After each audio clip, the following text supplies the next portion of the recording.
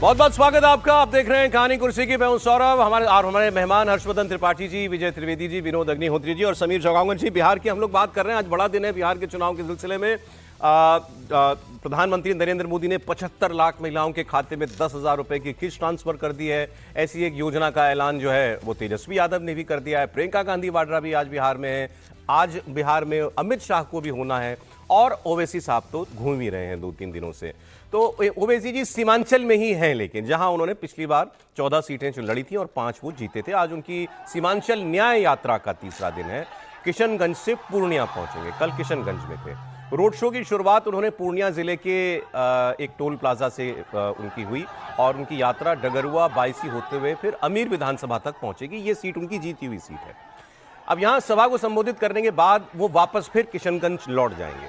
असदुद्दीन ओवैसी की सीमांचल न्याय यात्रा 27 सितंबर को कटिहार पहुंचेगी और कल उन्होंने आरजेडी पर खूब वार किए थे। कल भी हमने लंबी चौड़ी बातचीत की थी ओवैसी साहब के बारे में और उन्होंने खुलकर ये कहा था कि भाई मैं किसी के दरवाजे पे भीख मांगने नहीं जाऊंगा, लेकिन फिर भी मैं अभी भी तैयार हूं कि आप हमने गठबंधन में ले लीजिए। हम केवल 6 सीट मांग रहे हैं, मुझे मंत्री भी नहीं चाहिए, आपकी सरकार बन जाए तो बस सीमांचल बोर्ड बना दीजिएगा। सारी बातें वो कह रहे हैं और बता रहे हैं कि मैं बार बार चिट्ठी लिख रहा हूं लेकिन मुझे जवाब नहीं मिल रहा है, तो मुझे उलाहना मत देना बाद में, अगर फिर तुम्हारा नुकसान हो जाए तो। उनकी बात मैं आपको सुनाता हूं और फिर देखिए इनकी बातों पर गजवाए हिंद का कॉन्सेप्ट कहां से आया। पहले ओवैसी जी को सुनिए। हम गैरों की चौखट पर जाकर भीख नहीं मांगेंगे। आपके पास इतनी ताकत है कि आप अपने वोट से दोबारा इंशाअल्लाह ताला कोचा दामन से मजलिस को उम्मीदवार को कामयाब कर सकते हैं और मुझे यकीन है कि जरूर कामयाबी मिलेगी। अब नहीं मालूम क्या होने वाला है राजद में, मगर मजलिस ने अपनी नेक नियति का इजहार किया। हमने अख्तरुल ईमान साहब ने लालू प्रसाद यादव साहब को खत लिखा। उसके बाद तेजस्वी यादव ने कहा कि मुझे नहीं मिला। मेरे भाई, अगर घर में बाप जिंदा होता है तो बाप की मौजूदगी में जब बड़ों के सामने कोई बात रखी जाती है तो छोटों को हक नहीं पहुंचता कि वो कहे कि आपने अब्बा को कहा, मुझे नहीं कहा। मैं उस घर से आता हूं जहां पर हमने बड़ी हमारे वालिद मरहूम की जिंदगी में मैंने बहुत ही कम अपने वालिद से आंख में आंख मिलाकर बात किया होगा। हमारे लिए हमारी वालिद की बात उर्फ आखिर होती थी, मगर फिर ठीक है, हर घर में अलग माहौल होता है। ओवैसी जी की यात्रा पर केंद्रीय मंत्री गिरिराज सिंह ने बड़ा हमला बोला। गिरिराज सिंह ने कहा कि ओवैसी दरअसल मुसलमानों को भड़काकर देश के टुकड़े टुकड़े करना चाहते हैं। वो मुस्लिम के नेता हैं, मुसलमानों को भड़कावे ओवैसी और कांग्रेस। ये लोग गृह युद्ध कराना चाहते हैं और कुछ नहीं कराना चाहते हैं। ये फिर से गजवाए हिंद बनाना चाहते हैं, देश को टुकड़े टुकड़े करना चाहते हैं, 1947 लाना चाहते हैं। ये होने वाला नहीं है। एक बार हमारे पूर्वजों से गलती हो गई। अगर उस दिन ओवैसी जैसे लोगों को देश से बाहर कर दिया गया होता, पाकिस्तान भेज दिया गया होता मुसलमानों को, और वहाँ से हिंदुओं को लाया गया होता, तो आज देश के अंदर ओवैसी जैसे जिन्ना नहीं पैदा लेते। सर, अब गजवाए हिंद भी हो गया, अब वो जिन्ना भी कह रहे हैं इनको। देखिए, गिरिराज जी को मैं बहुत गंभीरता से नहीं लेता हूँ। नहीं लेते? बिल्कुल नहीं लेता। वो मीडिया उनको लेता है, मैं नहीं लेता। अब उनको ये सोचना चाहिए कि इन्हीं ओवैसी को भारत सरकार ने पहलगाम के बाद और अपने सिंदूर के बाद अपने डेलीगेशन में भेजा था, भारत की आवाज़ बना करके, जो तमाम सांसद गए थे। तो बोलने से पहले थोड़ा उनको सोच लेना चाहिए। वो केंद्रीय मंत्री हैं, वो अपने ही प्रधानमंत्री अपनी ही सरकार पर एक तरह से उंगली खड़ा कर रहे हैं, सवाल इस तरह का बोल करके। ओवैसी सांसद हैं, संवैधानिक शपथ ली है उन्होंने, तो इसलिए खैर। अब मैं तो असल में बिहार पर जो बात करना चाह रहा था, देखिए बिहार पे प्रियंका गांधी आ रही। कांग्रेस तो 1990 से बिहार में बिल्कुल हाशिए पर है और लालू यादव जी की आरजेडी की बी टीम है, और कभी बी हो जाती है, कभी सी हो जाती है, कई बार मतलब लेफ्ट का स्ट्राइक रेट ज़्यादा हो जाता है। अब इस बार वो अपने अस्तित्व के लिए पूरी ताकत लगाए हुए हैं। लेकिन बीजेपी जैसी पार्टी, जिसमें नरेंद्र मोदी जैसा लोकप्रिय नेता, अमित शाह जैसा चाणक्य, अडवाणी जी, अटल जी के ज़माने से आज भी बीजेपी ने पूरा देश जीत लिया, लेकिन बिहार नहीं जीत पाई। वो आज भी उसको नीतीश कुमार की जरूरत पड़ती है। 2015 में अकेले लड़के उसने कोशिश की, हालांकि तब भी जीतन राम मांझी और उपेंद्र कुशवाहा जैसे कुछ लोग उसके साथ थे, तब भी वो 53 सीट पे आकर अटक गई। बिल्कुल। तो इसका क्या, कांग्रेस तो बेकार हो गई, लेकिन बीजेपी साधन संसाधन नेता कार्यकर्ता संघ तंत्र मंत्र सबसे संपन्न है। लोकसभा जीती 2014 लेकिन बिना नीतीश कुमार के बीजेपी क्यों नहीं जीत पाती? 2014 नहीं, लोकसभा अपने पास जीती। ये विधानसभा की बात कर रहा हूँ, राज्य की बात कर रहा नहीं, हूँ। उसमें तो मोदी जी के लिए वोट देना सत्ता में नहीं आई वो बात ठीक है, लेकिन पिछली अपने बार दम पर सत्ता में आई क्या? पिछली बार लगभग नंबर 1 पार्टी 75-74 का ही रहा ना, आरजेडी और बीजेपी वही मैं का। कह आज रहा नंबर हूँ। 1 है, 80 लेकिन सीटें आज भी पैन बीजेपी अकेले दम पर लड़ने की स्थिति में है क्या, इतने सबके बावजूद?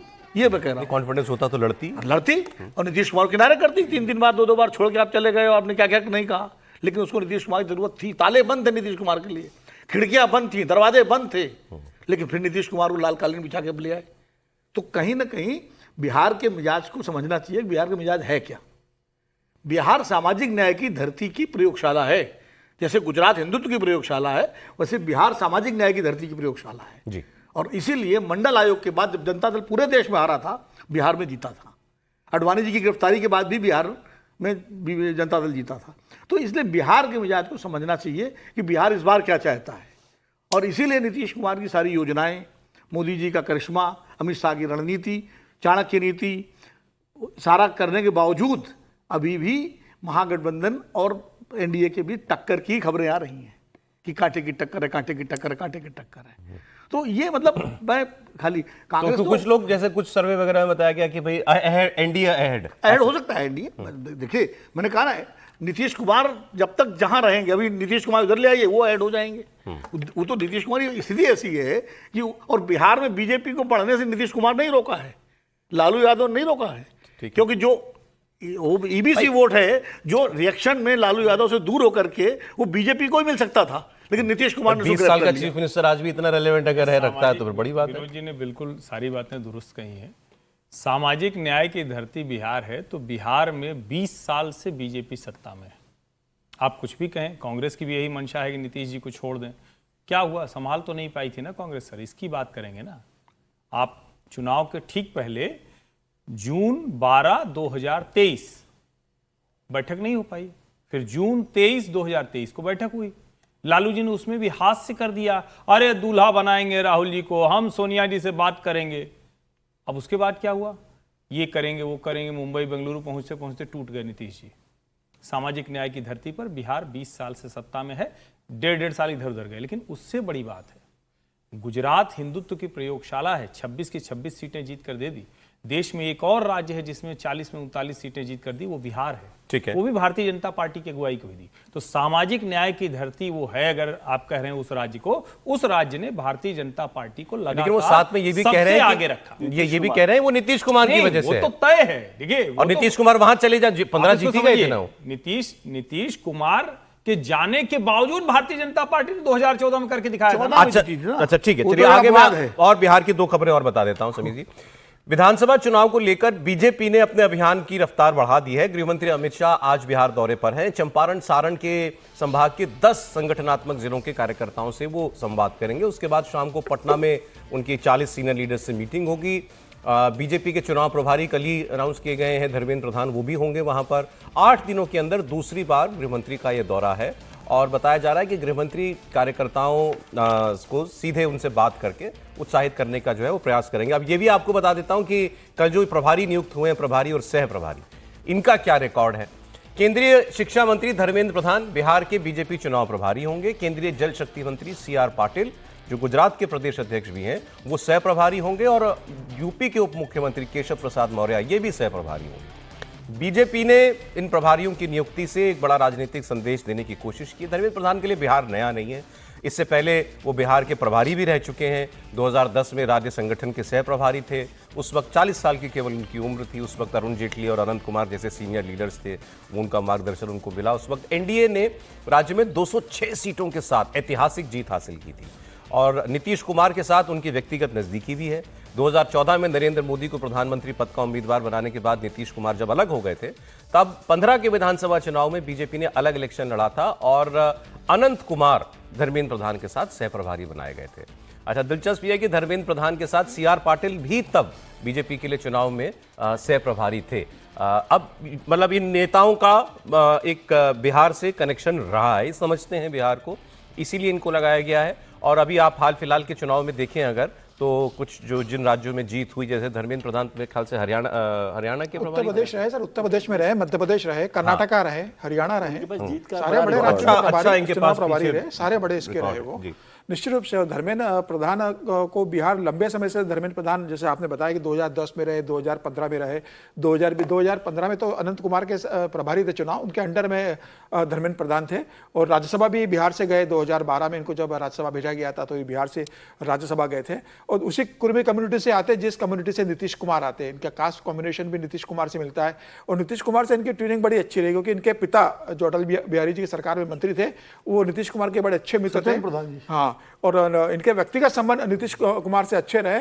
तो ये कहा जा रहा है कि भाई धर्मेंद्र प्रधान के एक रैपो बहुत अच्छा है नीतीश कुमार के साथ पुराना, तो कभी कोई सीट शेयरिंग में कोई इश्यू आएगा तो धर्मेंद्र प्रधान उसे बेहतर तरीके से संभाल लेंगे। और मुझे लगता है जातिगत समीकरण के हिसाब से देखेंगे तो 2 ओबीसी नेताओं को, धर्मेंद्र प्रधान और केशव प्रसाद मौर्य को जिम्मेदारी दी। ओबीसी एक बड़ा वोट बैंक है बिहार के अंदर, अगर दोनों देखें अति पिछड़ा वर्ग और ओबीसी, तो 63% का वोट बैंक बिहार के अंदर है, तो उसे साधने के लिए इन दोनों को दिया गया है। CR पाटिल पहले भी बिहार के प्रभारी रह चुके हैं वो, तो CR पाटिल भी बिहार को अच्छे से जानते हैं। और संगठन का मास्टरमाइंड CR पाटिल को कहा जाता है, जिस तरीके से वो जमीन पर रणनीति बनाते हैं।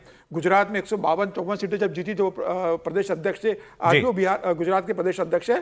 प्रधानमंत्री मोदी का एक विशेष स्नेह CR पाटिल के साथ रहा है, अमित शाह जी भी अच्छी है, तो उन्हें भी बिहार का एक प्रभारी बनाया गया, जो पहले से बिहार देख रहे हैं। तो बिहार में इस समय जिस तरह से टीम दी गई है जातिगत समीकरण को साधते हुए, और अनुभवी नेताओं को दिया गया है जिनका अमित शाह से विनिंग टीम है, विनिंग टीम है, ट्यूनिंग बहुत अच्छी है, और ये समझने वाले लोग हैं, राजनीति को समझते हैं, संगठन को समझते हैं। भारतीय जनता पार्टी केशव मौर्य 2017 में थे जब बीजेपी पहली बार आई सत्ता में, तो मुझे लगता है कि इस तरीके से समीकरण दिया है, तो भारतीय जनता पार्टी ने अपना बेस्ट जो कॉम्बिनेशन है वो बिहार के अंदर दिया है। सर जरा ये लद्दाख वाली खबर की हम लोग बात कर लें। लद्दाख में हिंसा हुई तो इसके पीछे कौन है? सोशल एक्टिविस्ट सोनम वांगचुक को इसके लिए जिम्मेदार बताया जा रहा है। केंद्र सरकार अब एक के बाद एक एक्शन भी ले रही है उनके खिलाफ। उनके 2 एनजीओ हैं, उनके एनजीओ सेकमोल का FCRA लाइसेंस रद्द कर दिया गया है। गृह मंत्रालय ने यह कार्रवाई की है, और हिंसा पर गृह मंत्रालय ने एक बड़ा स्टेटमेंट भी दिया था कि सोनम वांगचुक के बयानों से भीड़ भड़की, और नेपाल में के जेनजी प्रदर्शनों का हवाला दिया, कभी श्रीलंका की बात की, कभी बांग्लादेश की बात की, कहा ऐसे ही परिवर्तन यहाँ भी आएगा। तो उनका मानना है कि सेंटर का ये मानना है कि सोनम वांगचुक जो है प्रिंसिपली जिम्मेदार हैं जो कुछ वहां पर हुआ। अच्छा, इनके ऊपर मनी लॉन्ड्रिंग का भी आरोप है, जांच में वित्तीय गड़बड़ियों की बात की जा रही है, और इसको लेकर वांगचुक के एनजीओ के फॉरेन कंट्रीब्यूशन पर रोक लगा दी गई थी। सोनम वांगचुक के एनजीओ को 20 अगस्त को ही नोटिस जारी कर दिया गया था, इस सबसे पहले, लेकिन जो जवाब दिया गया उसमें वित्तीय अनियमितताओं पर कोई संतुष्ट जवाब नहीं मिला। और खबर यह है कि FCRA उल्लंघन की जांच CBI कर रही है। फिलहाल वांगचुक के खिलाफ कोई केस दर्ज नहीं किया गया, लेकिन जल्दी ED एक जांच शुरू कर सकती है। उधर सोनम वांगचुक ने अपने ऊपर हुई कार्रवाई को विछंट बताया है, कहा कि उन्हें बलि का बकरा बनाया जा रहा है, बीजेपी सरकार ने वादा खिलाफी की थी, गुस्सा उसको लेकर है। फॉरेन फंडिंग पर उन्होंने कहा मैं विदेशों से चंदा लेता ही नहीं हूं, मैं इसको ठीक नहीं मानता हूं, मैंने कभी विदेशों से चंदा नहीं लिया। जो मेरे खाते में या एनजीओ के खाते में पैसा कभी आया भी है बाहर से, वो हमने अगर उन्हें कोई सेवाएं दी हैं तो उसके बदले में आया है, वो फी ली है हमने, लेकिन वो कोई चंदा नहीं है। उन्होंने ये भी कहा कि पूरे मैं नहीं जानता था, उन्होंने कहा लद्दाख में कोई इनकम टैक्स नहीं देता, इनकम टैक्स से शायद छूट है, लेकिन मैं स्वेच्छा से इनकम टैक्स देता हूं, अपने आप देता हूं। तो ये सरकार ने मेरे ऊपर इनकम टैक्स की जांच बैठा दी, CBI की जांच बैठा दी, अब ED की बात हो रही है। तो ये क्या चाहते हैं कि मतलब ये मैं इनकम टैक्स पेयर हूं, इस बात का बदला मुझसे लिया जा रहा है। उनकी बात आपको सुनाता हूं। मुझ पर उन्होंने निशाना साधा, और 1.5 महीना पहले हमें बताया गया कि आप पर एक FIR है, वो भी देशद्रोह का है। उसके बाद हमारे विद्यालय की ज़मीन वापस ले जा रहे हैं, ऐसा नोटिस आया। उसके बाद CBI की इंक्वायरी, ये 2 हफ्ते पहले की बात है, CBI की, फिर इनकम टैक्स के पता नहीं क्या क्या। तो CBI के नोटिस में ये लिखा है कि 2022 से 24 में आपकी संस्था ने विदेशी मुद्रा ग्रहण किया, जबकि आपके पास अनुमति नहीं है, FCRA नहीं है। हमने FCRA नहीं लिया क्योंकि हमारा इरादा नहीं है विदेशों से हम भीख मांगे, ठीक है। तो हमारे जो पैसिव सोलर हीटेड बिल्डिंग्स है, जो हमने लोगों के लिए, इंडियन आर्मी के लिए बनाए, वो अफगानिस्तान में ले जाना चाहते थे संयुक्त राष्ट्र संघ, यूनाइटेड नेशंस, और उन्होंने इसके लिए हमें फीस अदा की। उसी तरह हमारे आर्टिफिशियल ग्लेशियर्स को स्विट्जरलैंड। अच्छा, आप देखिए, अब एक कल से अमित मालवीय जो बीजेपी के नेता हैं वो कुछ इनकी पुरानी बातें भी डाल रहे हैं विजय जी। जैसे इसमें 2007 का डिस्ट्रिक्ट मजिस्ट्रेट ले का इनको लिखा गया एक लेटर है, जिसमें ये सेकमॉल जो एनजीओ अब जिस पर अब कार्रवाई हुई है उसी के हवाले से दिया गया है ये, उस पर कि आपने इलीगली 200 कनाल ज़मीन कब्जा की हुई है, आपने फॉरेन कंट्रीब्यूशन एक्ट का मिसयूज़ किया है, फॉरेन फंडिंग लेकर के, आपके एंटी नेशनल कनेक्शन है चाइना के साथ, ये डीएम लिख रहा है इनको, और ये भी कि आप डिस्ट्रिक्ट काउंसिलर और एडमिनिस्ट्रेशन को धमकी देते हैं। तो ये बता रहे हैं कि ये नोटोरियस आदमी है, मतलब बीजेपी अब ये प्रूव करना चाहती है कि नोटोरियस आदमी। एक चीज़ और बता दूं बस, इनका 2019 का एक ट्वीट जो है वो खूब वायरल हो रहा है, उसको स्क्रीन पे ले लीजिएगा। जो इनका ट्वीट है ये 5/8/2019, जब लद्दाख को यूटी बनाया गया था उस वक्त का, तो वो पोस्ट दिखा दीजिए अगर है तो, सोनम वांगचुक का ट्वीट। तो इसमें इन्होंने ये कहा था, thank you prime minister Narendra Modi for fulfilling Ladakh's long standing dream. It was exactly 30 years ago that Ladakhi leaders launched a movement for UT status. Thank you all who helped in this democratic decentralization. वे कह रहे हैं कि भैया आप तो खुश थे, धन्यवाद दे रहे थे प्रधानमंत्री को कि यूटी बना दिया, अब ये राज्य की मांग नहीं आ गई है। एक तो मैं बधाई देना चाहता हूँ अमित जी को भी कि इतनी एक्शन पैक्ड सरकार है कि 2007 का जो नोटिस है डीएम का वो 2025 में याद आया उनको। इसके लिए बधाई की बात है कि इतनी एक्टिव गवर्नमेंट है ये जो काम कर रही है। और इस पर हमने कल भी चर्चा की थी कि 2019 से पहले वो अलग हिस्सा नहीं था जम्मू कश्मीर का, तो वहाँ पर वो मांग हो रही थी कि अलग हिस्सा बनाया जाए और यूटी बना दिया जाए। वो मांग खत्म हो गई। तो उसके बाद हमेशा होता ना कि सर माफी चाह रहा हूँ आपको, प्रियंका गांधी इस वक्त बोल रही हैं पटना में, एक बार सुनाते हैं। समाज का बोझ उठा रही हैं, लेकिन समाज और सरकार आपकी तरफ देख ही नहीं रही है।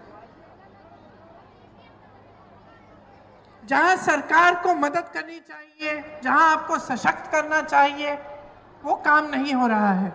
एक बहन ने रोजगार की बात की, कहा कि यहाँ से तमाम लोग पलायन करके चले जा रहे हैं।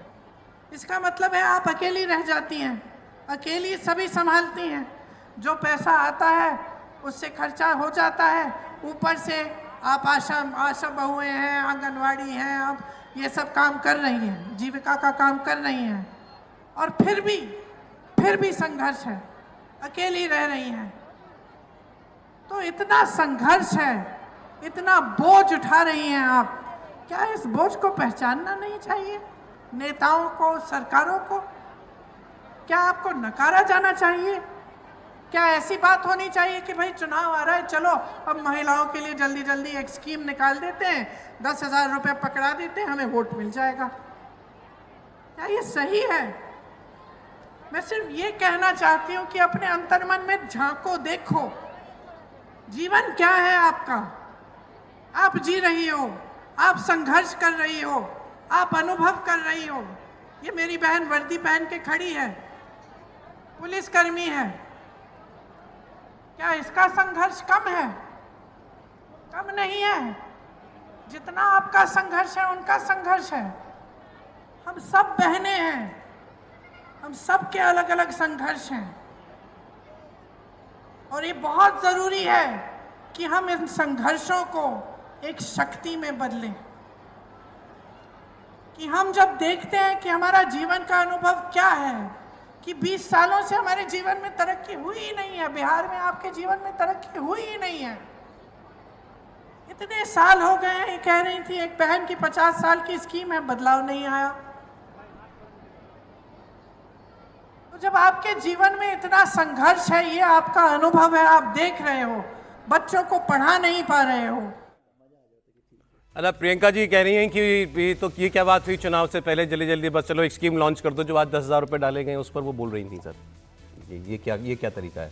नहीं, वो उनका बोलना ठीक है, लेकिन असर जब करेगा तब समझ आएगा ना कि इसीलिए बोल रही है। हाँ, ये असर तो करेगा। देखिए कैश का जो है ना, इतनी तमाम आलोचनाओं के बाद भी जो फ्री बीच का जो कैश का असर है वो वोटर पे सीधा पड़ता है दिमाग पर। इसमें कोई कन्फ्यूजन मुझे नहीं लगता कि कोई कन्फ्यूजन हो रहा हो, और ये उन लोगों पर ज़्यादा असर करता है जो कहीं फैन सीटर हों। तो फैन सीटर जो वोटर है उसके लिए बड़ा है। और जैसे हम पहले भी चर्चा कर रहे हैं कि तेजस्वी जी ने भी योजना की घोषणा की, लेकिन वो तो प्रॉमिस है ना। नहीं, अच्छा, तो प्रॉमिस और कैश पॉकेट में आने में बहुत फर्क। लेकिन प्रियंका जी जब ये बात बोल रही थी तो उनको शायद किसी ने बताया नहीं या उनको मालूम नहीं कि उन्हीं के गठबंधन के नेता ने 2000 रुपया सीधा कैश ट्रांसफर का वादा कर रखा है। तो वो इस कैटेगरी में नहीं आता चुनाव से पहले झटपट कोई योजना अनाउंस कर देने कोई का। भी नेता ये कहेगा कि ये ठीक नहीं है, उन्होंने डाल दिया, तो जनता को अच्छा नहीं लगेगा।